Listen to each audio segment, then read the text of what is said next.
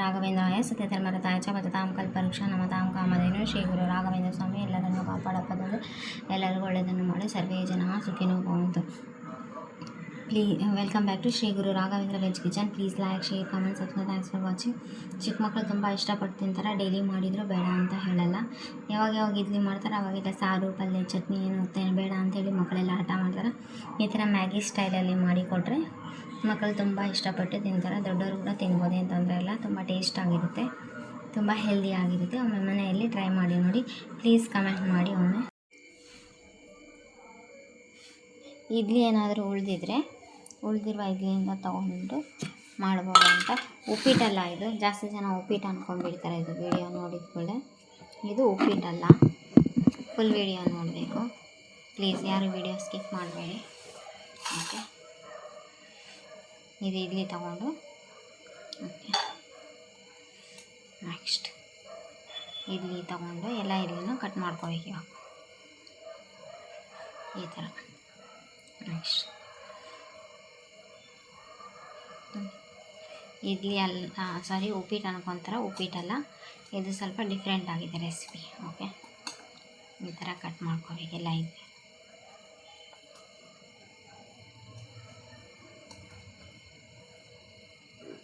Next ಇವಾಗ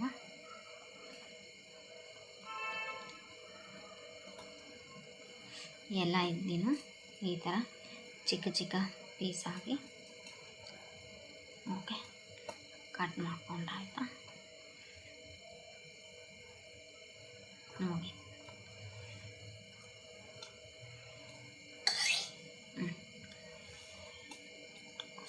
ತುಂಬ different ಆಗಿದೆ, ತುಂಬ ಟೇಸ್ಟಿ ಆಗಿರುತ್ತೆ.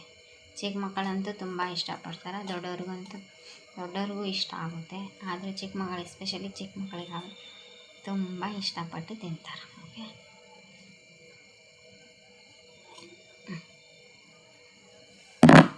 ಇವಾಗ ರೆಡಿ ಆಯಿತಾ? ಓಕೆ, ಸರಿ. ಇದೆಲ್ಲ ಕಟ್ ಮಾಡ್ಕೊಂಡಾಯ್ತಾ? ಇದೆಲ್ಲ ಕಟ್ ಮಾಡ್ಕೊಂಡ ನಂತರ ಇದು ಉಪ್ಪಿಟ್ಟಲ್ಲ. ಫಸ್ಟು ಒಂದು ಪಾತ್ರೆ ಒಳಗೆ ಎಣ್ಣೆ ಹಾಕೋಬೇಕು. ಸ್ವಲ್ಪ ಎಣ್ಣೆ ಕಾಯ್ತಿರ್ಬೇಕಾದ್ರೆ ಇವಾಗ ಸ್ವಲ್ಪ ಸಾಸಿವೆ. ಓಕೆ, ನೆಕ್ಸ್ಟ್ ಸ್ವಲ್ಪ ಜೀರಿಗೆ ಹಾಕಬೇಕು. ಓಕೆ, ಸ್ವಲ್ಪ ಸಾಸಿವೆ, ಸ್ವಲ್ಪ ಒಂದೆರಡು ಹುರಿಬೇಕು, ಚೆನ್ನಾಗಿ ಹುರಿಯೋಣ. ನೆಕ್ಸ್ಟ್ ಸಾಸಿವೆ ಜೀರಿಗೆ ಬೆಂದ ಮೇಲೆ ಇವಾಗ ಸ್ವಲ್ಪ ಈರುಳ್ಳಿ ಮತ್ತು ಹಸಿಮೆಣಸಿನಕಾಯಿ. ಈರುಳ್ಳಿ ಹಸಿಮೆಣಸಿನಕಾಯಿ ಸ್ವಲ್ಪ ಗೋಲ್ಡನ್ ಬ್ರೌನ್ ಬರಲಿ. ಈರುಳ್ಳಿ ಹಸಿಮೆಣಸಿನಕಾಯಿ ಸ್ವಲ್ಪ ಗೋಲ್ಡನ್ ಬ್ರೌನ್ ಬಂದರೆ ನೆಕ್ಸ್ಟ್ ಇವಾಗ ಸ್ವಲ್ಪ ರುಚಿಗೆ ತಕ್ಕಷ್ಟು ಉಪ್ಪು ಹಾಕೋಬೇಕು.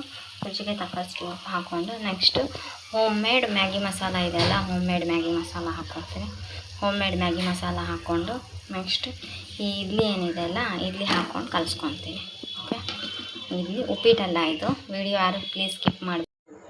ನೆಕ್ಸ್ಟ್ ಸ್ವಲ್ಪ ಕೊತ್ತಂಬರಿ ಸೊಪ್ಪು ಹಾಕೋಬೇಕು. ನೆಕ್ಸ್ಟ್ ಸ್ವಲ್ಪ ಕರಿಬೇವು ಸೊಪ್ಪು ಹಾಕ್ಕೊಂಡು ಚೆನ್ನಾಗಿ ಎಲ್ಲ ಮಸಾಲೆ ಎಲ್ಲ ಹೊಂದ್ಕೊಂಡು ಕಲಿಸ್ಬೇಕು. ಎಲ್ಲ ಮಸಾಲ ಹೊಂದ್ಕೊಂಡು ನೀಟಾಗಿ ಕಲಿಸಿ.